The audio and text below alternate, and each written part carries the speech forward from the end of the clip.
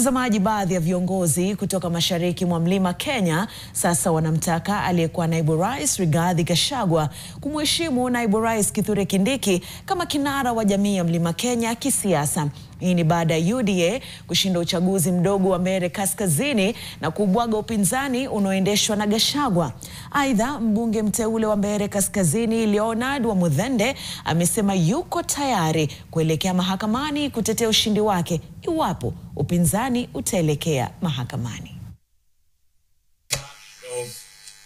Siku moja tu baada ya chama tawala cha UDA kuibuka kidedea katika uchaguzi mdogo wa Mbeere Kaskazini, sasa wandani wa Profesa Kithure Kindiki wanamtaka Gachagua kusoma lebo na kusalimu amri.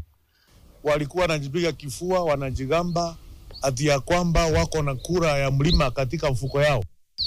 Watu ya mlima wameongea kupitia watu ya Mbeere North ya kwamba Rigathi Gachagua anaota ndoto mchana. Waziri Ruku amemkashifu Gachagua kwa madai ya kuwadharau viongozi wengine, huku akimtaka kumheshimu naibu rais. Mlima Kenya iko na kiongozi ambaye anaitwa Profesa Kithure Kindiki. Na iwezekani kuwa ati wakati wewe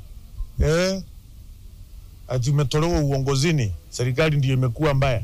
Wakati sisi tuko na kiti ya namba 2 katika kona hii ya mlima, Mount Kenya East, serikali inakuwa mbaya. Kuna watu wanaamini mlima iko na wenyewe kuliko wengine, lakini sisi Mbeere North tuko kwa mlima na tumeongea na sauti moja kwamba tunataka maendeleo, hatutaki kelele, hatutaki porojo.